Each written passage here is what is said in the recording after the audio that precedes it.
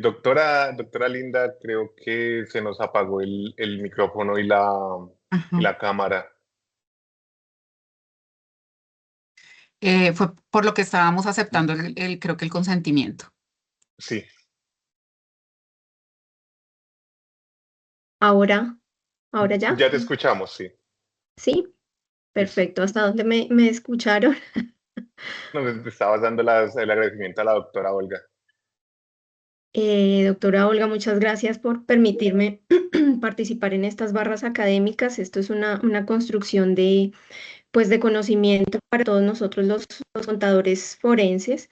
La idea es pues contarles un poco de la experiencia que he ido acumulando pues realizando informes en materia económico-financiera en la Fiscalía General de la Nación. Y pues el énfasis esta noche es en delitos transnacionales.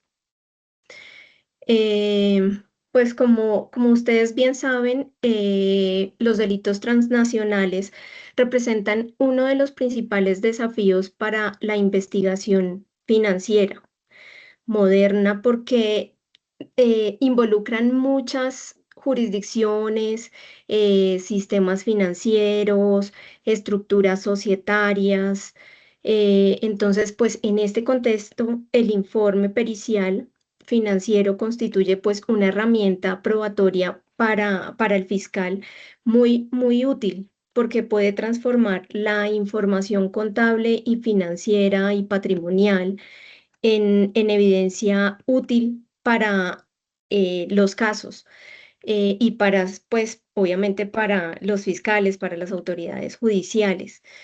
El trabajo de nosotros como contadores forenses consiste en identificar, documentar y explicar el origen, el destino y el uso de recursos que puedan estar vinculados a actividades ilícitas. Eh, um,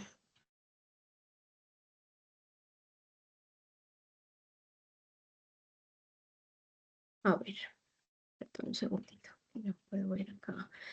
Eh, um, el concepto de informe pericial, bueno, el informe pericial, ¿qué es? Es un documento técnico elaborado por un experto, un contador experto que sepa interpretar los datos financieros, tributarios, aduanarios, cambiarios, que es una evidencia especializada. Por eso se llama un documento técnico, porque únicamente nosotros como contadores somos quien podemos poner a hablar toda esa evidencia especializada para responder preguntas de interés judicial. El contador forense debe plasmar en su informe, o sea, en su informe debe ser objetivo, debe basarse en evidencia o en información verificable. Esto es, a veces nosotros hacemos consultas en fuente abierta y estas fuentes abiertas a veces cambian, así sean periódicos. Cambian, le agregan cosas o le quitan cosas. Entonces es bueno que cuando es fuente abierta, pues guardemos de dónde sacamos la información y la fecha en que la bajamos, porque esa información que tomamos de fuente abierta, pues puede ser susceptible de cambios.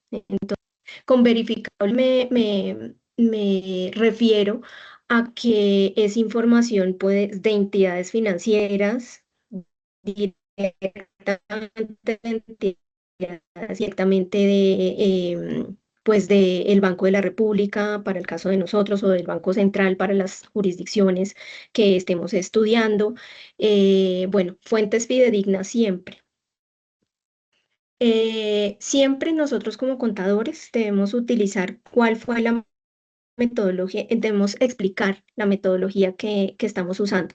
Por ejemplo, si tomamos información de estados financieros, de dónde sacamos esos estados financieros, si fueron sacados o tomados en una inspección judicial o si fueron tomados en un allanamiento, también puede ser, o si por el contrario se los pedimos directamente a la Superintendencia de Sociedades o como estamos hablando de casos transnacionales, cooperación internacional. La cooperación internacional nos debe enviar información de fuentes también fidedignas, es decir, de su banco central, de las entidades financieras, o sea, nada como que inventado o no, tiene que ser una fuente fidedigna.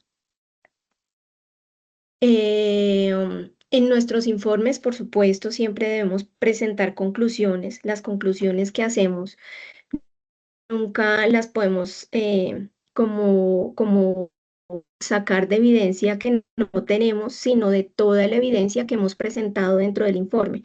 Más adelante ya les comento pues de qué manera vendría organizado el informe, cuáles serían como las partes que deberían contener los informes técnicos.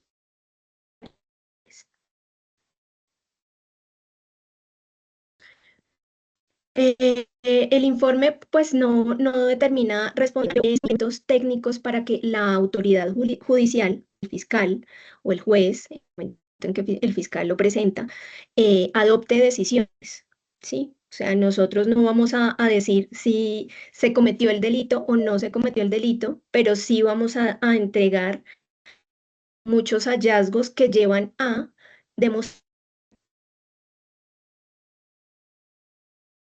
que hubo la comisión. Ush, no me corre el perdón. Tercera, esta es la siguiente. Ah, perdón, creo que me salté una diapositiva. Está súper lento, perdón.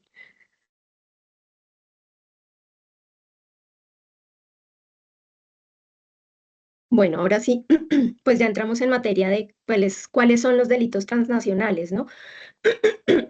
Pues evidentemente no van a ser como los tradicionales normales, como, no sé, como el hurto o ese tipo de cosas, sino son los delitos cuya ejecución, financiación o efectos abarcan más de un estado, más de una jurisdicción, más de un país. Por ejemplo, lavado de activos. Eso sí, para nosotros es bien sabido que la forma más fácil de lavar activos es empezar a hacer capas, transacciones diferentes en diferentes jurisdicciones para empezar a ocultar el dinero y después integrarlo a una economía, no necesariamente la del país donde se recibe ilícitamente ese dinero, porque ya sabemos que el lavado de activos, como lo establece el Código Penal, tiene unos delitos fuente, que son los que nos dicen cuáles son los delitos que se cometen y que se considera que de ahí, a partir de ahí, se empieza a lavar el dinero. Eso está en el Código Penal, el artículo 306, si mal no estoy, o 206, pues los tipifica, o sea, los dice exactamente todos. Ay, ¿qué pasó? Se me devolvió la diapositiva. Perdón. Estábamos en delitos transnacionales. Me están devolviendo las diapositivas, perdón. Ahí se ve, tranquila, no te Ahí se preocupes, ve. está en la de delitos transnacionales, ajá. Ok, ok. El soborno transnacional. Entonces, pues este es justamente entregar una dádiva a algún funcionario público que pueda ejercer poder en la adjudicación de algún contrato o mejorar de alguna manera una contratación. El soborno transnacional no se paga usualmente, ¿no? Usualmente no se paga en el país en donde vive el funcionario público a quien se le pretende entregar la dádiva. Entonces se realizan varias capas de transacciones para alejar el origen del destino y que esa persona reciba a través de empresas en offshore, eh, o sea, en jurisdicciones donde hay baja o nula imposición y baja o nula entrega de información, las zonas grises que conocemos. Y esa es la forma en la que funciona el soborno transnacional. También hay corrupción internacional, tráfico de drogas, y también hay delitos fiscales internacionales, ¿no? Entonces, contra las aduanas o bien sea evasión o elusión, y posteriormente el dinero pues es lavado en otras jurisdicciones. El asunto es que hay que seguir el paso del dinero en todas esas jurisdicciones. Entonces, la característica común es la necesidad de cooperación entre las autoridades de distintos países. Entonces, ahí es cuando nace la necesidad de que nosotros desde acá podamos solicitar ayuda internacional a otras jurisdicciones, solicitando a través de cartas rogatorias información específica, datos específicos como cuentas, movimientos de cuentas, extractos, constitución de empresas, tal vez de empresas de abogados que se dedican a crear empresas para hacer diferentes capas de transacciones.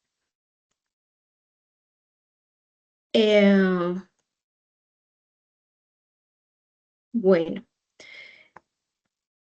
la siguiente que son las características de los delitos transnacionales, pues son justamente, suelen presentarse, pues hay multijurisdiccionalidad, como les estoy diciendo, los recursos circulan entre diferentes países y muchas veces hay empresas, o sea, hay redes criminales que crean empresas en diferentes jurisdicciones que tienen secreto bancario o que tienen bancas privadas. Las bancas privadas funcionan diferente a las entidades financieras común y corriente.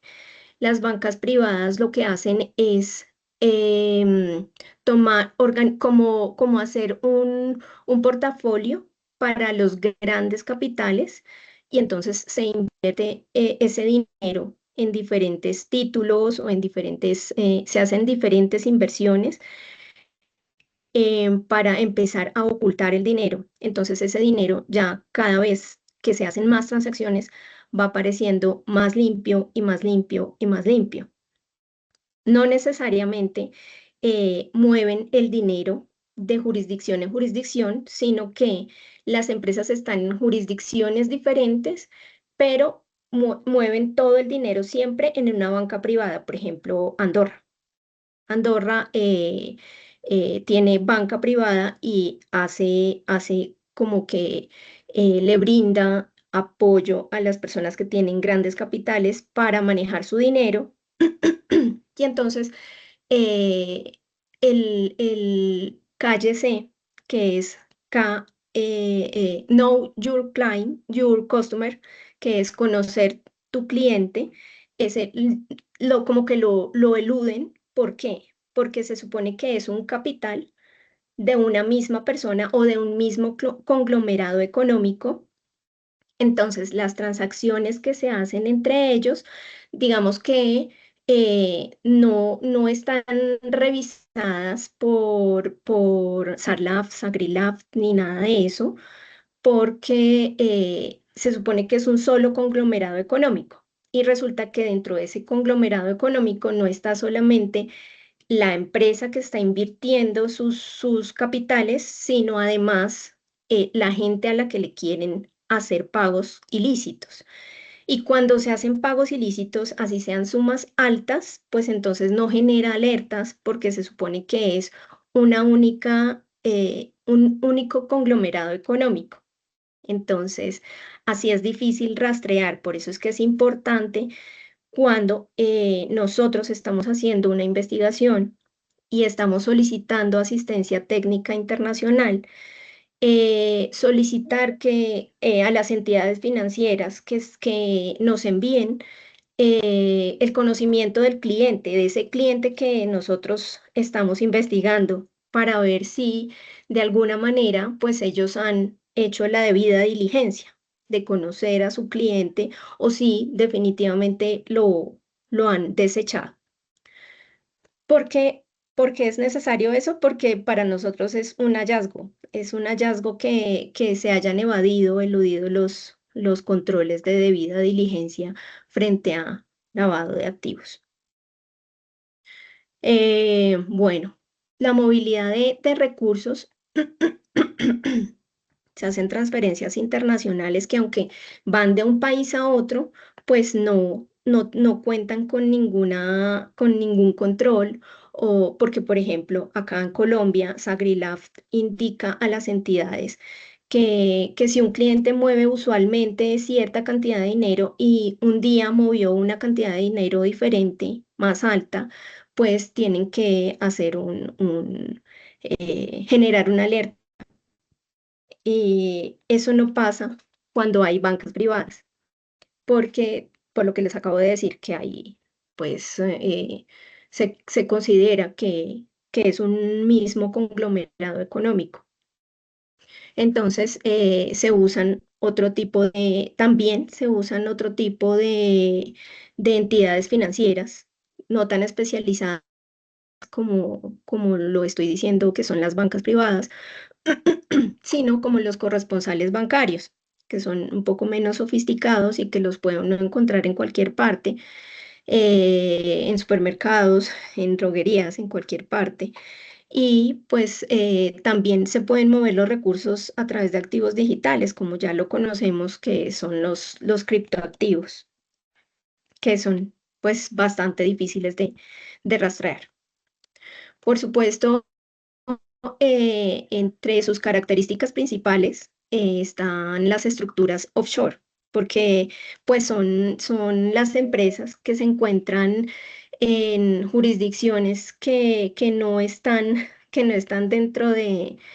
no pertenecen a OCDE, que no entregan información financiera y mucho menos societaria de todas las transacciones que se hagan. Entonces, pues eso permite que que se hagan transacciones y que no genere alertas de lavado de activos y que sea difícil el rastreo de los dineros que se han querido eh, alejar desde el origen hacia el destino para para que la persona que va a recibir el dinero lo reciba a través de una empresa que por supuesto no está a su nombre, sino a nombre de terceros, y pues el rastreo se hace cada vez más complicado. Frente a la participación de redes organizadas, entonces hacen intermediarios económicos. Entonces, por ejemplo, eh, el, el funcionario público tiene un amigo y ese amigo constituye una empresa una empresa offshore en una jurisdicción de zona gris.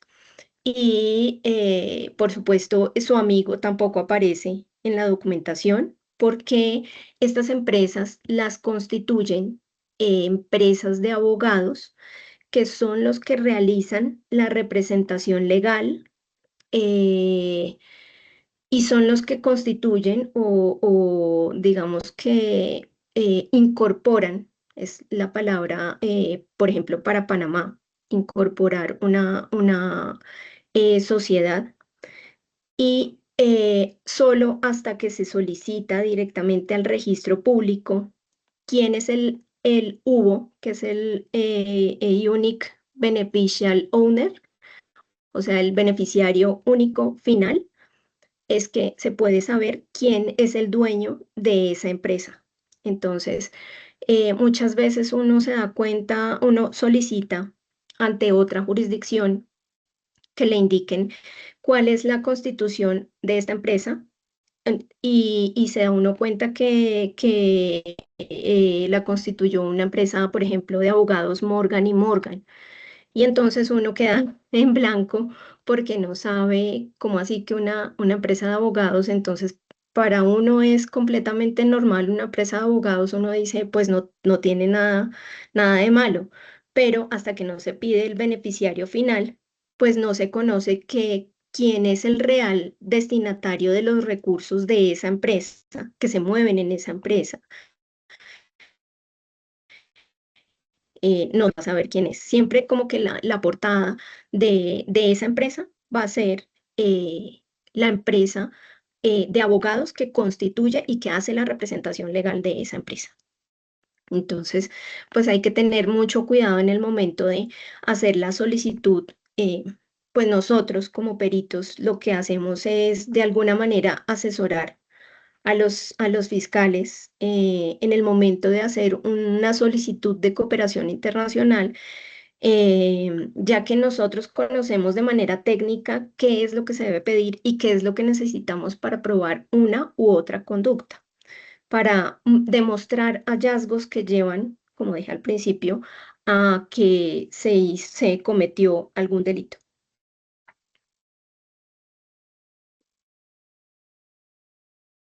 Siguiente. Bueno, bueno, los tipos.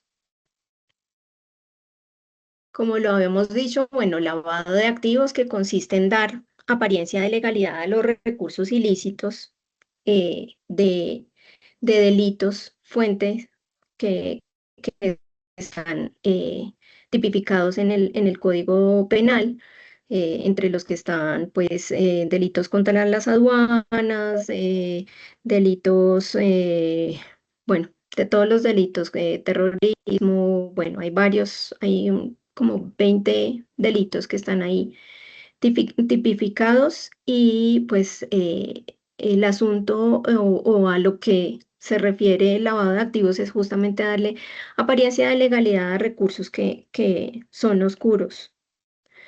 Bueno, la corrupción transnacional, que como les había dicho, es el pago de sobornos a funcionarios extranjeros para obtener, pues, ventajas comerciales. Siempre eso es para eso sirven ese tipo de dádivas, para poder obtener algún tipo de beneficio en alguna contratación con el Estado. También en el tráfico de drogas genera enormes flujos financieros susceptibles pues, de lavado de activos, ahí serían un doble delito. Los delitos fiscales internacionales que lo que hacen es usar estructuras complejas para ocultar rentas y evadir impuestos, trasladar recursos a jurisdicciones de baja o nula imposición para ocultarlos y para no pagar los impuestos que se deben pagar, porque si estas jurisdicciones pues no realizan, digamos que no reportan las transacciones que se están haciendo allá y hay un secreto bancario, pues es imposible al menos para nosotros acá en Colombia, poder saber cuáles son los recursos que se movieron o qué activos se están en juego o se están investigando. Em, También está pues el enriquecimiento ilícito, el fraude corporativo internacional, financiación del terrorismo, contrabando y fraude aduanero. Bueno, ahí estos son como en su mayoría los tipos de delitos transnacionales a los que nos vemos enfrentados para realizar investigación financiera y poder demostrar hallazgos que les sirven a los fiscales para demostrar la comisión de algún delito.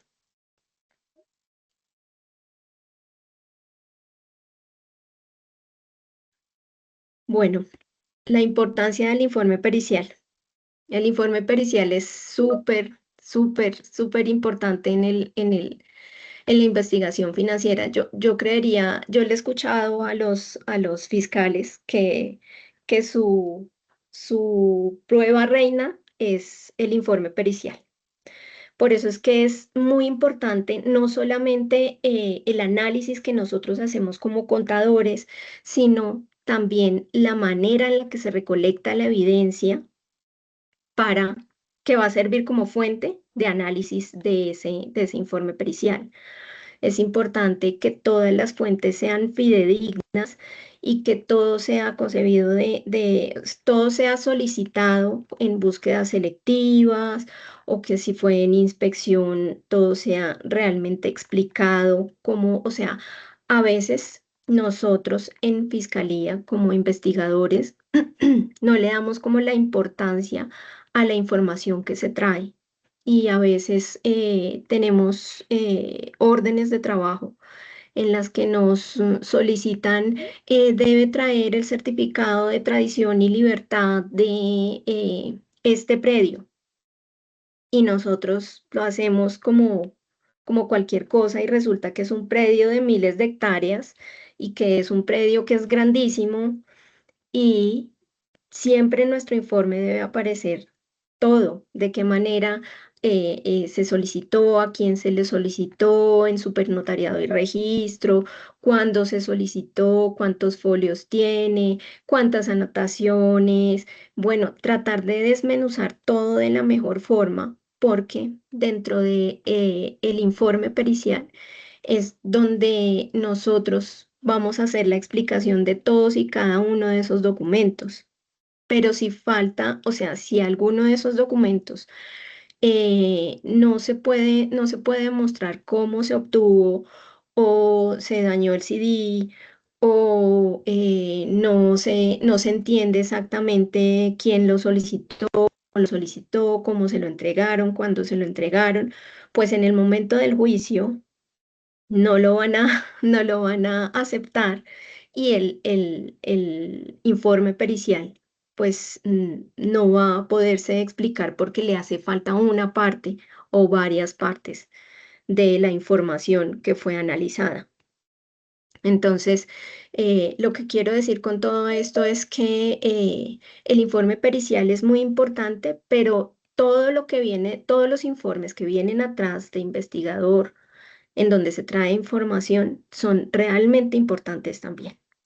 Entonces, nosotros como contadores lo que hacemos es la interpretación bajo nuestra carrera, interpretamos las cifras y lo que hacemos es cruces de información y lo que hacemos es demostrar que antes habían unos recursos y que esos recursos se trasladaron a otros lugares y que le llegaron a ciertas personas, pero o sea, eso se hace con toda la información que nos llega de todas las fuentes que son fidedignas, como les digo, búsquedas selectivas, inspecciones, allanamientos.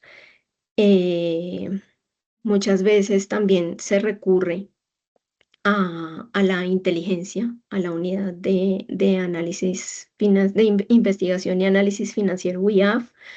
Por supuesto, esto es únicamente es orientativo y la información que nos entrega UIAF, por supuesto que hay que pedirla posteriormente en búsqueda selectiva para poder revisar que sea la que nos habían dicho y esta información, pues posteriormente es objeto de, de análisis y de interpretación y es la que se va a plasmar en un informe pericial que le va a servir como sustento a un fiscal para explicarle a un juez eh, cómo se dieron las cosas, cómo se movieron los dineros, cómo se trasladaron los recursos, qué inversiones hicieron, qué activos compraron, cómo recibieron el dinero, en qué fechas.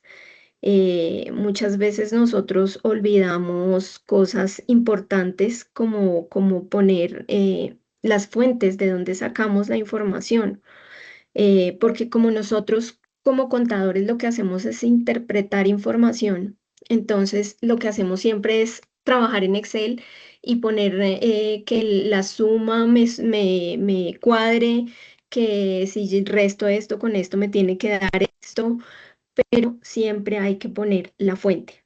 Y eso es tan importante porque me ha pasado que he estado en casos en que han pasado 10 años y hasta ahora me van a llamar a juicio para explicar el informe que hice hace 10 años.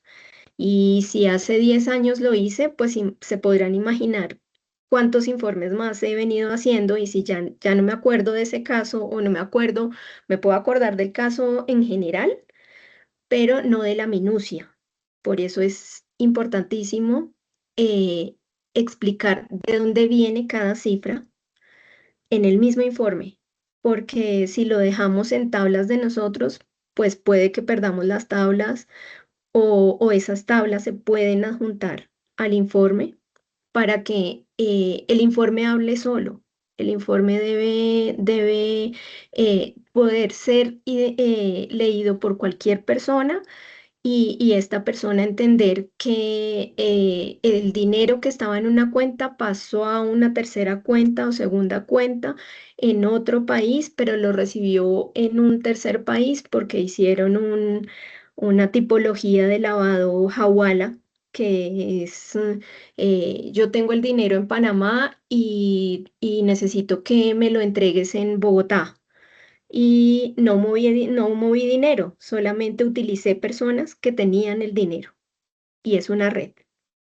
Entonces, em, el informe pericial es súper, súper importante, pero cada cifra y cada información que se incluya dentro de ese informe debe estar con pie de página, debe estar con índice o como cada uno se sienta más cómodo para que posteriormente pueda recordar fácilmente de dónde sacó la información. Entonces, pues el informe pericial debe explicar las operaciones complejas. De pronto, para nosotros como contadores, pues no, una operación compleja no es un forward ni, ni es un T-bill, ni nada de eso, porque de alguna manera en nuestra carrera, en alguna materia lo vimos, pero para un fiscal o para un abogado es complejo. Entonces hay que aterrizar el lenguaje. El lenguaje hay que bajar el tecnicismo y explicar que, no sé, que es un tipo de inversión en la que se entrega un interés mensual vencido de tanto y que por eso fue que lo invirtieron así. Hay que hacer ese tipo de explicaciones en los informes para que sea fácil de digerir y se puedan explicar ese tipo de operaciones complejas. Hay que reconstruir movimientos patrimoniales porque muchas veces se trasladan recursos y no se entiende por qué razón pasó de una persona a la otra, o de una empresa a la otra, o de un país al otro, en qué momento, en qué fecha, a través de qué transacción, o a través de qué negocio, o a través de qué, eh, de pronto, entramado societario, porque puede ser que una empresa reciba los ingresos y la otra haga los gastos. Entonces, todo ese tipo de cosas hay que explicarlos. Eh, Hay que identificar las relaciones financieras ocultas. Es como lo que yo les explicaba al comienzo acerca de la banca, las bancas privadas. Las bancas privadas se dedican al manejo de grandes capitales y eso incluye pues la inversión de esos capitales, porque la idea es que si es un capital grande, pues no se quede ahí estancado y vaya perdiendo poder adquisitivo, sino que vaya ganando a través del tiempo. El dinero debe crecer a través del tiempo. Entonces ellos se dedican a hacer todo eso y para, inclusive para uno de contador, pues es uno no entiende como la diferencia entre una entidad financiera y una banca privada. Una banca privada no se dedica al cliente pequeño, así como una entidad financiera, sino al manejo de grandes capitales.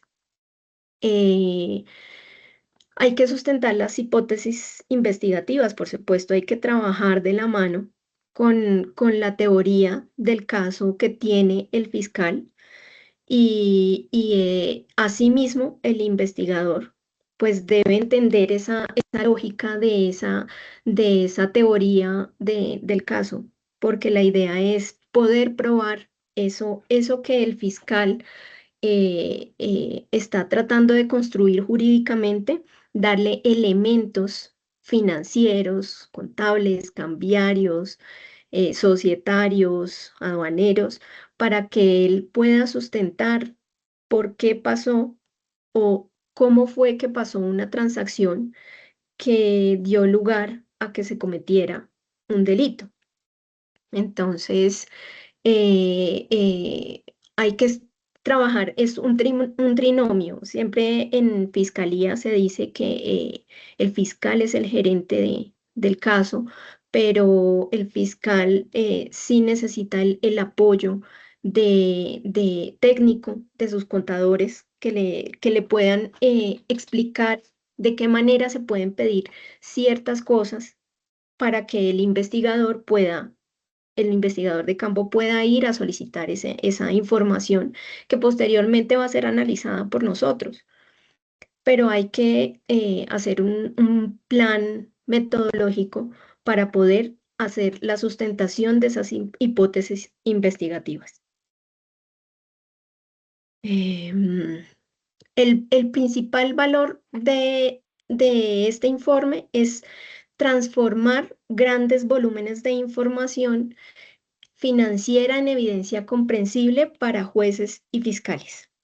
Muchas veces nosotros como contadores tenemos como eh, tablas en Excel de muchos libros en Excel de muchas hojas que están conectadas y tenemos fórmulas y son muchísimos datos y al final lo que hacemos es una tabla en la que resumimos todo ese trabajo que hacemos porque el trabajo de nosotros es tratar de demostrar transacciones, pero a un nivel menos complejo de lo que se ven, porque si una persona ve una hoja de Excel con muchísima información, va a decir, pues, ¿qué es todo esto?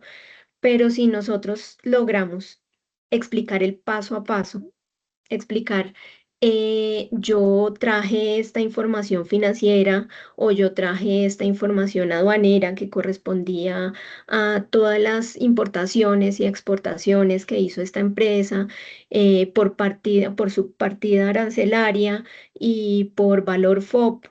Y esto me debe coincidir con lo que se declaró ante el Banco de la República como un pago recibido o como un pago hecho. Entonces, hay que explicar todo, cada uno de los pasos que uno dé, hay que explicarlo en el informe, porque al final nosotros lo que entregamos es una tabla pequeña de un montón de transacciones que nos han entregado las entidades como DIAN, como Banco de la República, como las entidades financieras o en este caso que estamos hablando de delitos transnacionales, pues de información que viene de cooperación internacional. Entonces, la idea es ese, que sirva como prueba en juicio de las transacciones inusuales y de una serie de hallazgos que se encontraron inusuales en una actividad económica, la que sea, X, Y o en el sector económico, el que sea. Bueno, ¿cuál es nuestro rol? El rol del perito forense financiero. Nosotros debemos analizar, registros, analizar toda la información que tengamos, que sea de tipo contable, financiero, económico, patrimonial, cambiario, societario.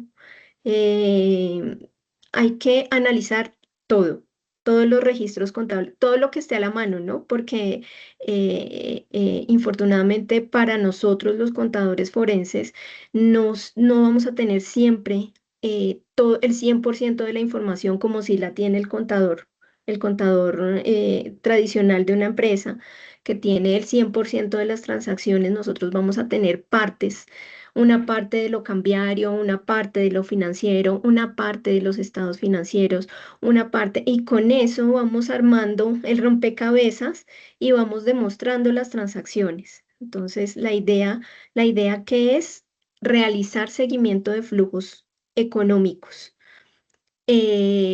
identificar beneficiarios finales, como les decía, usualmente para alejar el origen del destino de los recursos, se hacen capas de transacciones y y se crean empresas cuyos administradores no son los beneficiarios finales, sino los representantes resultan ser oficinas de abogados. Los abogados que trabajan en esas oficinas de abogados son quienes aparecen como representantes legales de esas empresas. Entonces, la idea es tratar de identificar esos beneficiarios finales. Determinar inconsistencias patrimoniales, porque, bueno, como sabemos, en las declaraciones de renta hay incrementos patrimoniales, a veces se presentan incrementos patrimoniales por justificar. Entonces bueno, la metodología es tributaria, la que está establecida en el estatuto tributario, en el artículo 236, si no estoy mal, que lo que hace es comparar un patrimonio con el otro, de un año a otro. Entonces yo comparo el patrimonio de 2015 con el patrimonio de 2014. Si el del 2015 creció 1000, o sea, de 2014 a 2015 creció 1000 mi patrimonio, pero yo no tuve ingresos sino de 500, pues tengo 500 por justificar, ¿sí? Entonces, ahí es donde entra en el informe, se debe explicar cuál es el incremento patrimonial por justificar. Y esa es una de las metodologías, porque nosotros como contadores también podemos identificar que se enriqueció esta persona cuando recibió un cheque, cuando es una persona que recibe usualmente una nómina mensual que suma anualmente tantos ingresos y que de un momento a otro recibió un cheque que es el doble de esos ingresos anuales, pues yo puedo identificar ese incremento patrimonial por justificar y no necesariamente está dentro de la metodología del estatuto tributario, pero yo como contador, bajo la técnica contable, puedo establecer que esta persona tuvo un incremento patrimonial porque usualmente él recibía tantos ingresos como un trabajador y de un momento a otro recibió un ingreso altísimo. Entonces, eso hay que plasmarlo en el informe y ya será pues la persona, la defensa, quien entrará a justificar qué fue lo que pasó y por qué fue que recibió ese dinero. Por supuesto, antes de hacer ese análisis, hay que cerrar como todo el círculo, hay que tratar de solicitar si es que tuvo en información exógena, deben reportar todas las personas que le pagaron a esa persona. También hay que pedir a las entidades financieras si fue que recibió algo adicional o si fue que se ganó la lotería. Bueno, hay que tratar de cerrar todo el círculo para para verificar que ese incremento patrimonial por justificar no está justificado en alguna ganancia ocasional como una lotería, como una venta de un inmueble o como algo, no sé, una herencia, algo diferente como al giro ordinario de sus negocios. Entonces, hay que determinar las inconsistencias patrimoniales. En general, el objetivo es responder técnicamente quién recibió los recursos, cómo los recibió, en qué fecha los recibió y cuál fue la finalidad económica de la operación. Eso es lo que hay que hacer en un informe pericial, técnico pericial, para delitos transnacionales. En últimas, eso es lo que hay que identificar. Suena fácil, pero para llegar ahí hay que recolectar mucha información y hay que analizarla y hay que hacer cruces entre fuentes, entre lo que entrega el Banco de la República, con lo que entrega la DIAN, con lo que hay en estados financieros. Como les digo, lo poco que se puede obtener de cada lugar. Continuemos.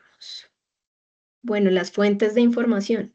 Entonces, tenemos como fuentes de información, pues inicialmente estados financieros, por supuesto, podemos hacer inspección directamente en la empresa o empresas a las que estemos investigando, o también podemos solicitarle pues a la superintendencia eh,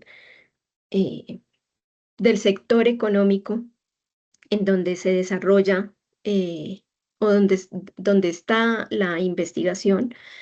Puede ser super sociedades o puede ser super solidaria, porque estas empresas, pues, si superan un límite de ingresos o de patrimonio, están obligadas a reportar sus estados financieros. Entonces, con esos estados financieros también podemos identificar varias cosas si los comparamos con la exógena, si los comparamos con los estados financieros que ellos mismos tienen en su empresa o con los estados financieros que presentan en las entidades financieras o en la Cámara de Comercio o con los bancos, si coinciden las cifras de los bancos con los estados financieros. Em, Otras fuentes de información, pues por supuesto, son los extractos bancarios, que son los que pedimos no solamente a nivel nacional, sino como les digo, en cartas rogatorias, solicitando asistencia internacional. En estas asistencias internacionales, pues también se pueden solicitar los contratos, se pueden solicitar las actas de constitución de las empresas, las escrituras, que es en donde se, se explica quiénes son los beneficiarios finales reales de cada una de estas sociedades constituidas por empresas de abogados y pues a través de los EMLATs, que son las asistencias legales internacionales solicitadas, pues a través de cooperación internacional de la Oficina de Asuntos Internacionales de la Fiscalía, quien se pone pues a disposición y solicita la asistencia legal internacional. eh, se realiza solicitud de la información como la que acabo de explicar, que es la que nos va a mostrar también, por ejemplo, las tarjetas de constitución de creación de cuentas, en donde aparecen los pasaportes de estos personajes que estamos revisando, en donde aparecen, pues, como la identificación de las personas que estamos investigando, em, donde aparecen las firmas, donde que se constituyeron esas cuentas bancarias a través de las que transitaron los dineros que fueron objeto de alguno de los delitos transnacionales como soborno, como enriquecimiento, como, bueno, los que ya había dicho en anteriores diapositivas. Bueno, ¿qué metodologías se aplican? Pues se hace análisis de flujos, em, se, se hace reconstrucción contable, como les decía, o sea, no es que nosotros tengamos toda la información a la mano, sino que nos toca con la información que nos entregan de asistencia internacional, tratar de compararla con lo que de pronto nos han reportado de DIAN, tratar de reconstruir siempre nosotros como peritos forenses tenemos que tratar de reconstruir la información, pero es necesario entender que no tenemos el 100% de la información y que es imposible en un caso usualmente el 100% de la información. Entonces, pues la idea es tratar de solicitar la mayor información en las cartas rogatorias sobre todas las entidades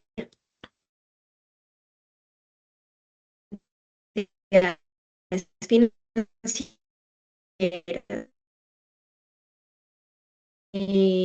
solicitar la vida y conocer qué actividades económicas son las que hace, eh, movimientos financieros hace, si se salen los movimientos financieros, pues deben reportarlos a su UIF, Unidad de Información Financiera.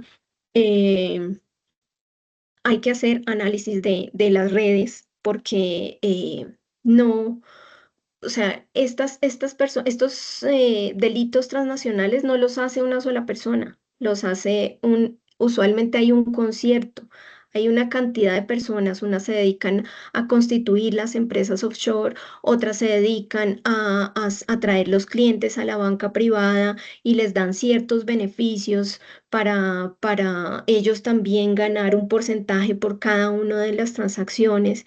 Entonces, pues la idea es también solicitar esa debida diligencia que será de mucha ayuda para la investigación. Hay que hacer identificación de conexiones entre personas y empresas eh, y para poder establecer cuáles son las redes.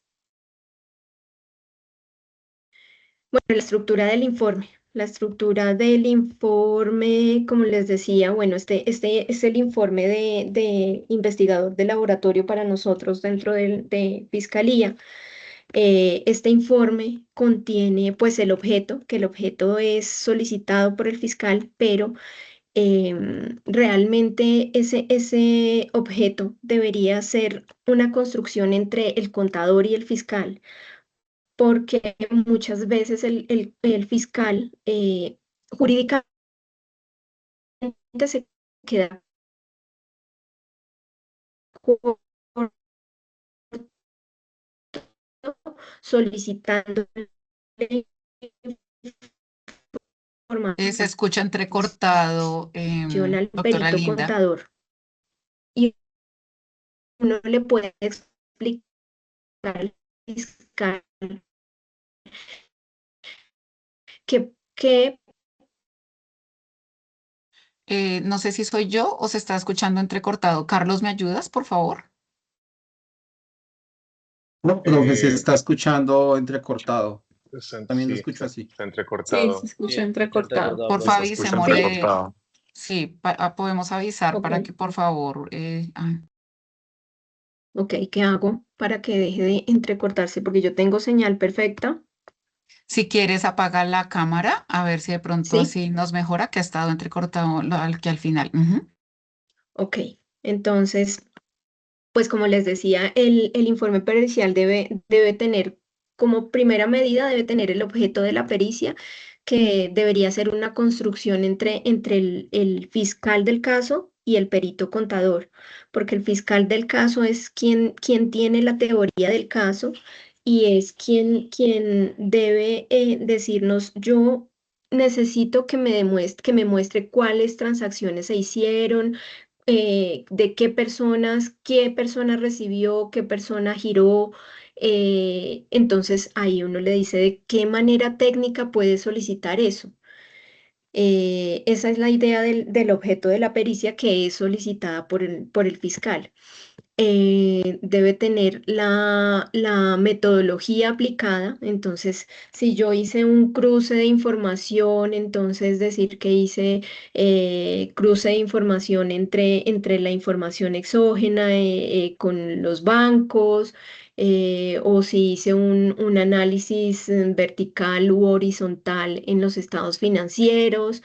Hay que explicar todas las metodologías, por supuesto, pues basadas en la normatividad que se aplique al momento analizado, investigado, ¿sí? Porque puede ser que sea antes o después de normas nacionales.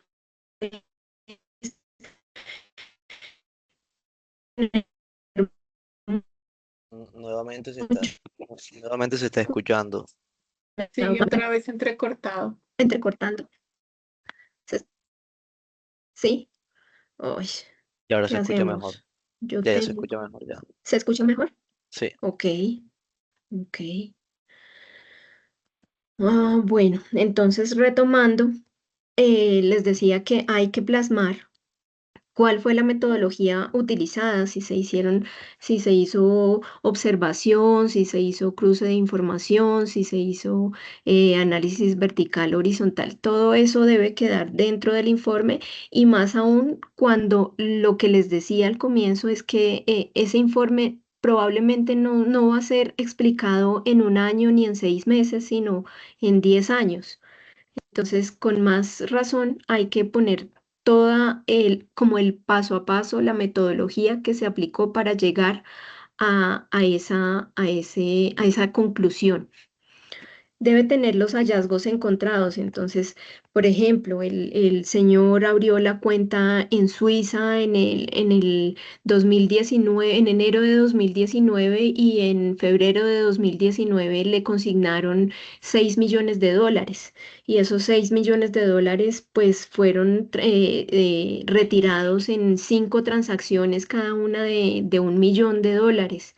Hay que explicar cada cosa, por más pequeña que a uno le parezca, porque eso le va a dar herramientas al fiscal para poder entender de qué manera se hicieron las transacciones económicas y él va a poder explicar jurídicamente que si se cometió o no un delito ahí. Y por supuesto, pues las conclusiones técnicas, las conclusiones que debemos sacar de todo lo que explicamos, de todo lo que cruzamos, de toda la evidencia que relacionamos, porque hay que relacionar la evidencia con número de evidencia, de dónde, que fue una búsqueda selectiva, fue un allanamiento, estaba en tal caja, estaba en tal aceta, en el folio número tal. Ahí estaba esa información que yo analicé. Y solamente de esa información se deben sacar las conclusiones. No pueden sacarse conclusiones es que yo había visto, no sé, había ido a una página web y revisé una información y entonces traje una idea a este informe. No, porque entonces no va a ser coherente el informe. Y la idea es darle herramientas al fiscal para que pueda demostrar la comisión de un delito o no. Continuemos. Pues, ¿cuáles serían los hallazgos comunes? Por supuesto, pues pagos sin justificación, o sea, pagos que no tienen un contrato. Por ejemplo, le pagó a un señor y ese señor nunca había sido su proveedor. O otra vez se entrecortó. ¿O estamos bien? No se escucha muy bien. ¿Se escucha bien? Bueno, gracias. Sí, empresas fachada, por ejemplo, empresas que son prestadas por esas oficinas de abogados que se dedican a crear empresas y que venden empresas a personas con experiencia, o sea, que tengan una trayectoria esas empresas o que no tengan trayectoria, que sean nuevas. No, yo sí necesito una empresa que ya haya tenido trayectoria porque eso hace que se crea que yo ya tengo una actividad económica previa. Entonces eso hace que uno no se imagine que por ahí van a transitar dineros que son ilícitos.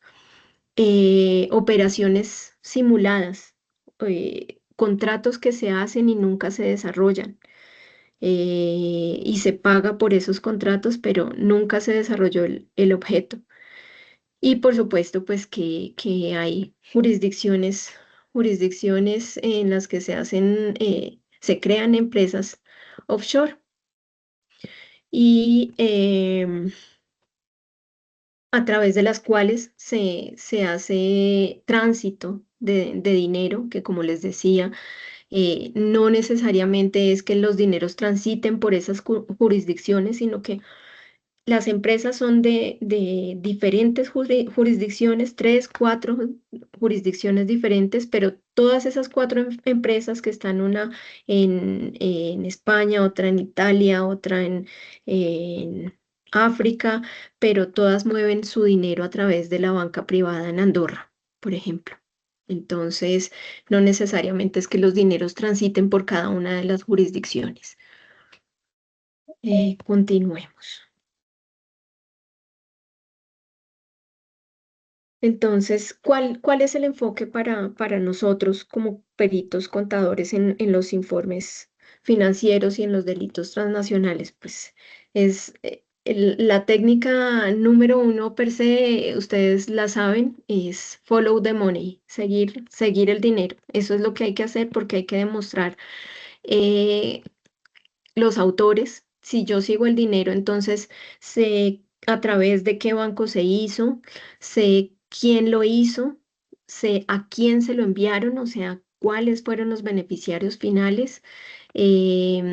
Se identifican activos que pueden ser objeto de decomiso o de extinción de derecho de dominio y pues el asunto es que con nuestros informes podemos ayudar para que se recupere el dinero o parte del dinero que fue objeto de un delito transnacional.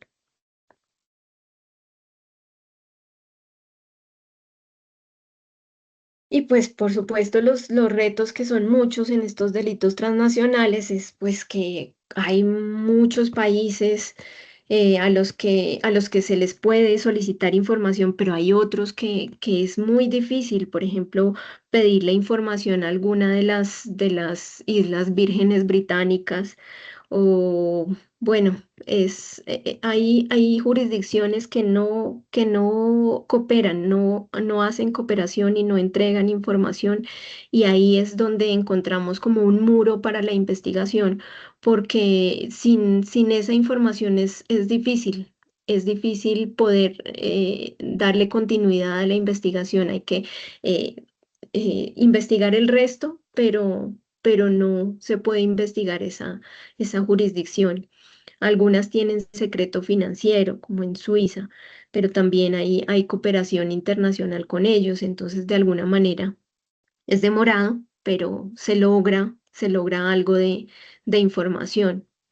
Entonces, también el uso de las criptomonedas, los criptoactivos es súper complejo porque pues ustedes saben cómo funciona eso y lo difícil que es ya solicitar información a través de asistencia legal internacional y pues para que además se solicite información de criptoactivos. Em, para esto lo que se hace es, bueno, Fiscalía ha trabajado con IACCC, que es em, el Centro Internacional de Coordinación para la Lucha contra la Corrupción, y pues ellos lo que hacen es como coordinar una respuesta operativa para investigar los entramados de corrupción transnacional, para que cada una de las jurisdicciones pues puedan llevar evidencia que sustente la comisión de los delitos transnacionales. Entonces, pues ellos tienen varios miembros, varios países que son miembros y que cooperan para entregar información. O pues también se puede hacer a través del FinCEN, que es como la red de control de los delitos financieros en Estados Unidos, que está en el Departamento del Tesoro de los Estados Unidos y que de alguna manera regula las UIF de todos los países, y a través de FinCEN pues se puede solicitar que alguna UIF nos entregue también información de inteligencia que pues posteriormente va a tener que ser también pedida a través de asistencia internacional para que sea legalmente obtenida. Eh, Continuemos entonces. Ay, perdón, que me pasé. Y la importancia de estos informes periciales, pues tienen un alto impacto económico, como les digo. Los delitos transnacionales usualmente no son de 1.000 millones ni de 2.000 millones, son de millones de dólares. Y nuestros informes pueden servir, como les digo, para hacer decomiso o extinción de derecho de dominio de estos activos que han transitado por diferentes jurisdicciones y que son objeto de algún delito. Eh, Como les acabo de decir, pues hay una dificultad investigativa y son las jurisdicciones en zona gris, que no cooperan y que no entregan información, pero pues hay que buscar las formas para tratar de obtener la información. Entonces, pues en este sentido, los peritajes que se hacen son especializados en la medida en que llega información, pues digamos que sofisticada, porque usualmente uno acá en Colombia recibe la constitución de una empresa, y ahí en la constitución de la empresa aparece quiénes son sus socios, quiénes son la junta directiva, quién es el representante legal, pero estas empresas en general no tienen unos representantes legal fachada, y los beneficiarios finales no están en la principal documentación. Entonces, pues para eso, lo que les digo, se hace uso de la cooperación internacional. Como buena práctica les puedo decir que hay que dejar trazabilidad documentada, o sea, cada documento debe saber de dónde proviene, si fue obtenido en una búsqueda selectiva o si fue una asistencia, fue la respuesta a una solicitud de asistencia legal internacional, o si, bueno, hay que tener claridad de todo lo que se indica, todo lo que se analiza dentro del informe. Hay que tener claridad de dónde proviene, porque pues eh, si después yo no recuerdo de dónde proviene, fácilmente me pueden decir que mi informe, que mi análisis no sustenta, no demuestra nada de lo que de lo que el fiscal quiere demostrar.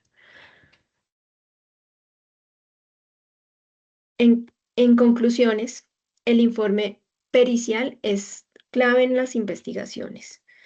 eh, Ayuda a demostrar esquemas complejos, em, fortalece los procesos judiciales, apoya a los fiscales para demostrar la comisión de delitos, y pues en general los delitos transnacionales requieren una investigación financiera especializada. O sea, el contador forense cumple un papel esencial transformando la información contable y financiera en evidencia técnica capaz de demostrar esquemas de lavado de activos, de corrupción y de otras formas de criminalidad económica.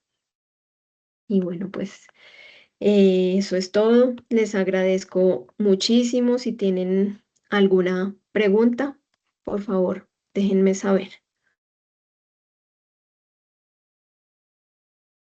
Bueno, muchas gracias, doctora Linda, por este espacio bastante constructivo.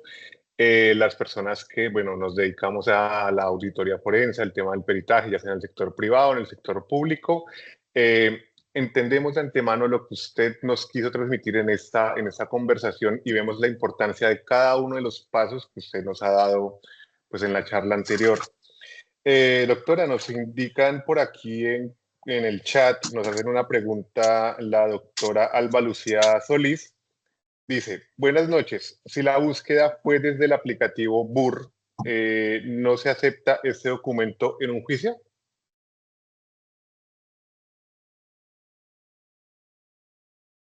No es que no se acepte, es que en el BUR solamente dice lo que está actualmente, o sea, no trae la información como el histórico de la tradición del inmueble.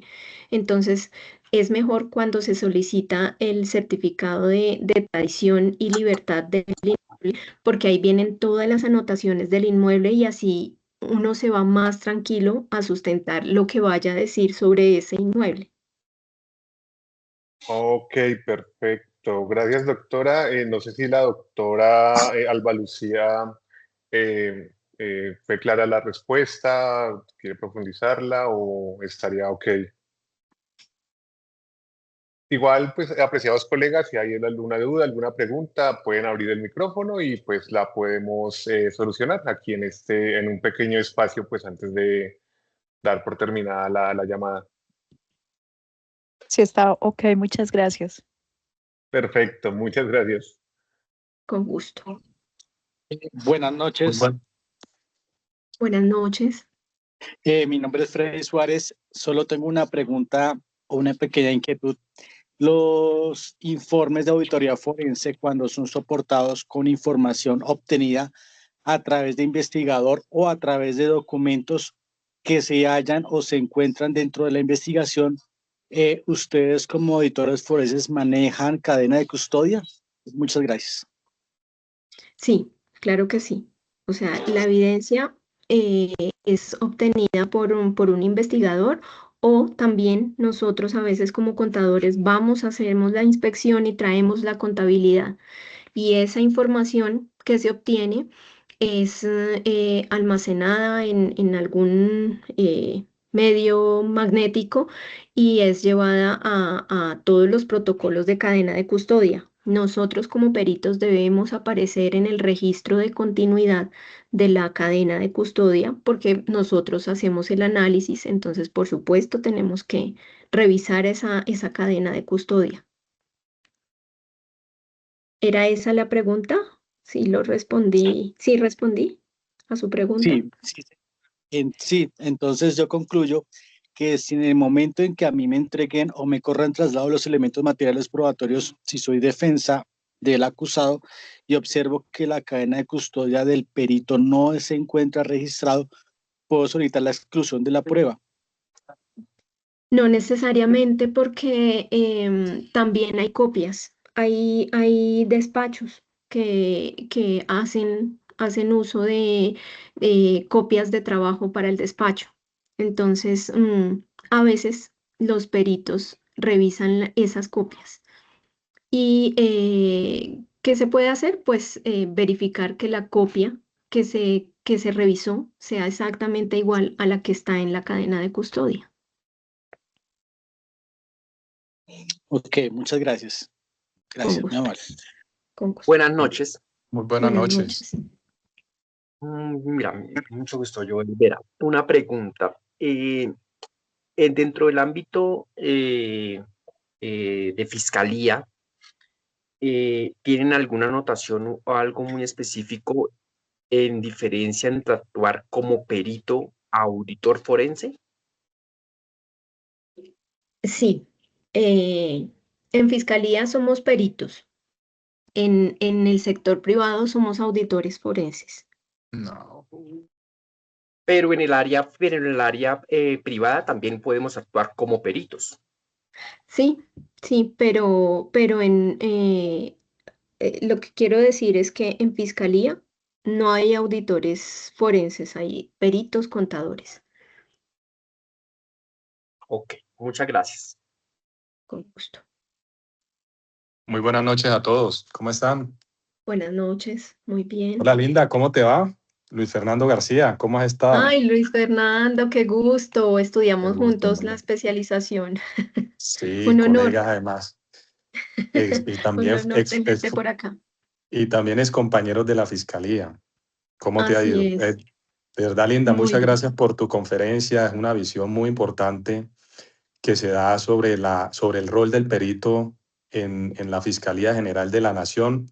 Y de verdad creo que a todos nos sirve esta proyección y toda esta charla que nos has dado. Yo quisiera hacerte Muchas gracias. digamos, una consulta.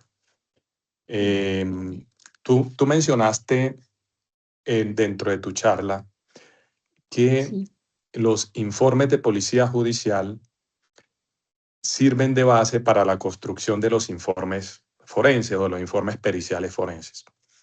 sí, Eh, es muy importante, digamos, que se pueda indicar esa importancia de la información. Y te lo digo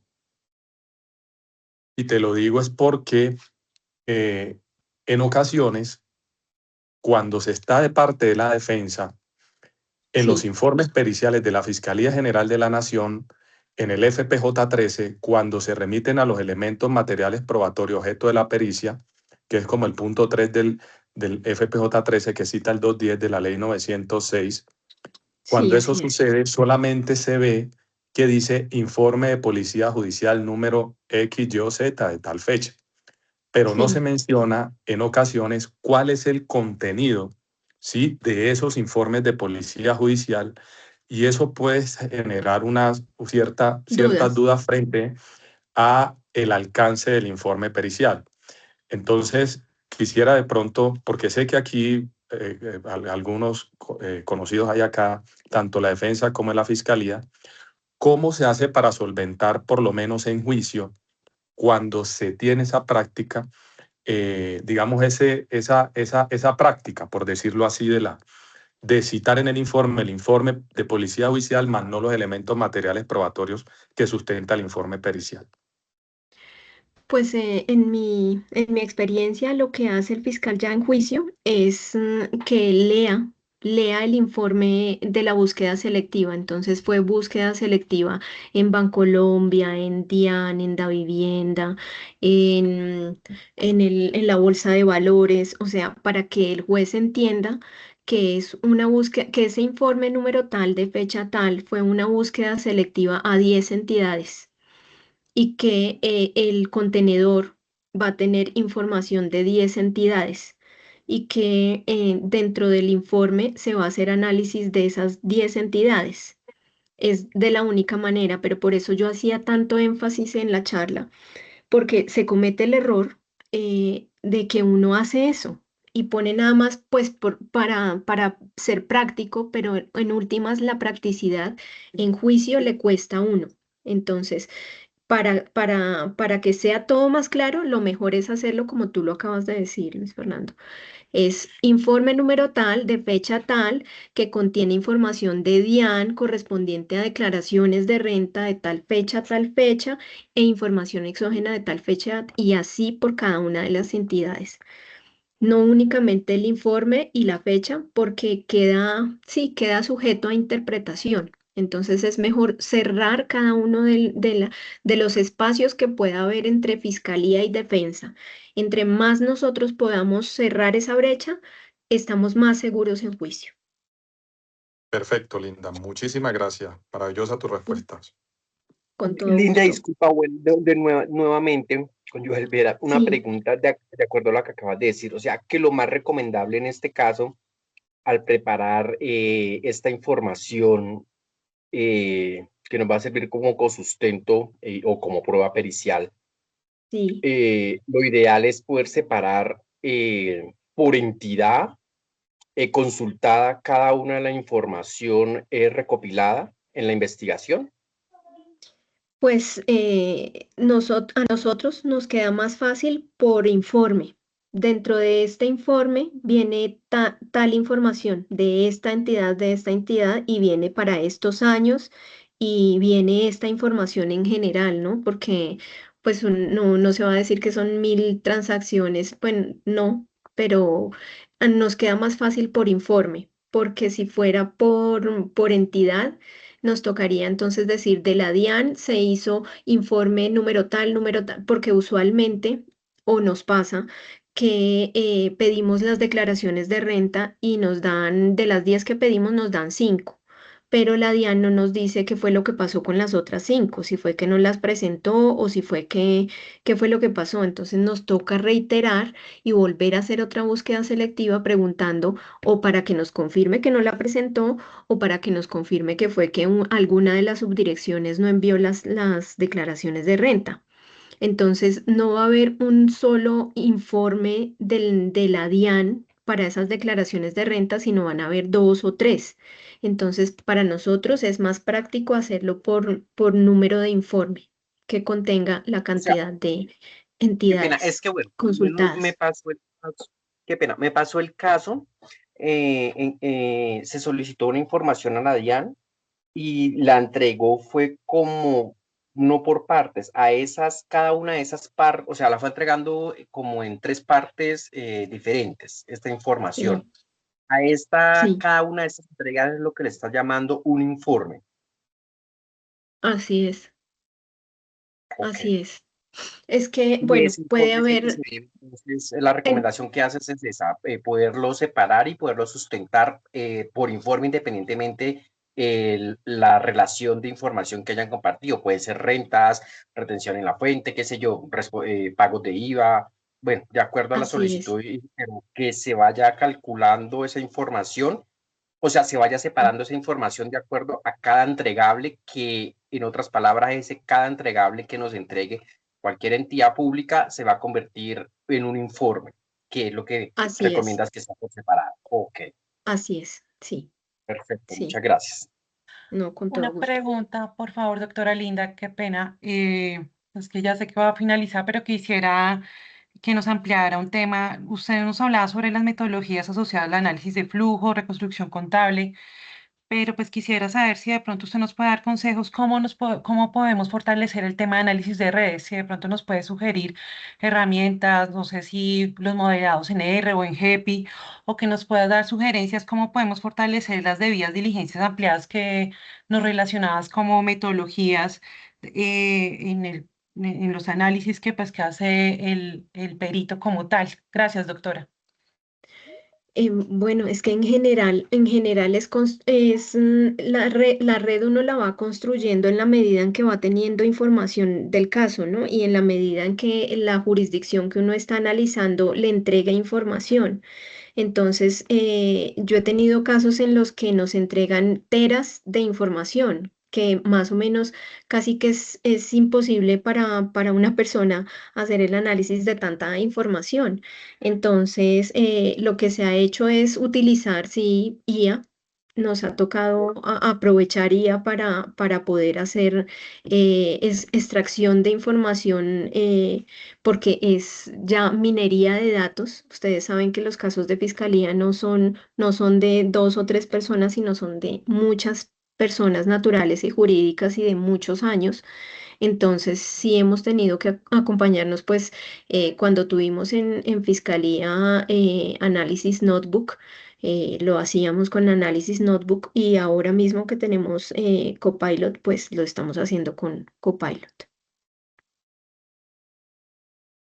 Gracias, doctora. Y referente a las debidas diligencias ampliadas, ¿qué nos puede sugerir? Bueno, acá hay Pues es muchos que nos dedicamos, no sé, porque pues entiendo que la doctora nos relacionaba que dentro de las fuentes abiertas era nos decías cuando estabas hablando de que relacionara fecha, hora, que insertáramos todo ese tipo de información, pero no sé qué otro tipo de recomendación nos puedas dar para que esa metodología de debida diligencias ampliadas pues no se cumpla con los elementos de una prueba. Y pues, Pues lo que pasa es que perdóname, la debida diligencia la debe hacer la entidad financiera o la entidad que está supervisando, ¿no? Entonces, en general, hablo de la debida diligencia de las entidades financieras por las que transitaron los fondos, porque ya se han identificado en diferentes casos, se han identificado redes de personas que lo que hacen es atraer clientes para ganar porcentajes por transacciones y al interior, pues no hay esa debida diligencia. Entonces, la idea es solicitarle al banco cuál fue la debida diligencia que hizo frente a ese cliente, ese conglomerado económico que se llamaba X o y que estaba constituido por unas 50 o 100 o 200 empresas, que son estas y que hemos identificado.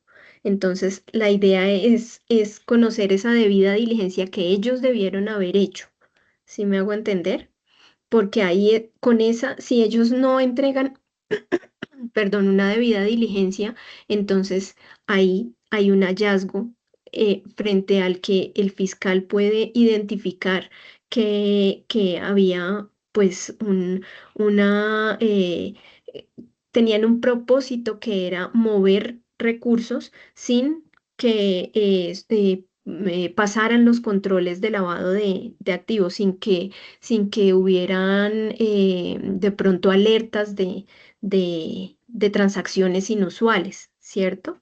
Entonces, si hubo una debida diligencia, en la debida diligencia debería aparecer que se hicieron, se estratificó una transacción que no debía ser por más de $15.000, se estratificó por debajo de los $15.000 para que pasara los controles de antilavado, ¿cierto?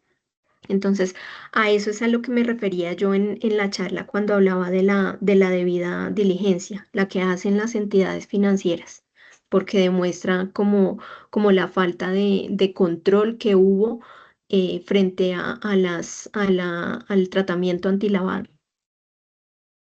gracias, doctora, muy formal. Con mucho gusto. Bueno, perfecto. Muchas gracias. Ya no vemos más manitos levantadas en el chat.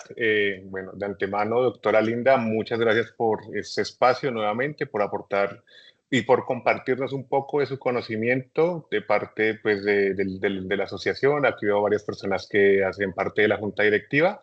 Pues agradecer por su tiempo como tal. Asimismo, pues a nuestros asistentes, recordarles que este capítulo, esta charla, esta barra, si ustedes quieren ampliarla, quieren profundizar, la van a encontrar grabada en nuestro canal de YouTube, Egresados Auditoría Forense. No siendo más, pues bueno, muchas gracias a todos por haber participado y nos estaremos viendo en una próxima ocasión. Buenas noches, que estén bien. Buenas noches, muchas gracias a todos. Bueno, muchas gracias a todos. Gracias, Linda. Qué bueno tenerte otra vez con nosotros y gracias a todos. Gracias, Muchas doctora. gracias a todos. Estén muy bien. Feliz Bueno, noche. buena noche. Hasta luego.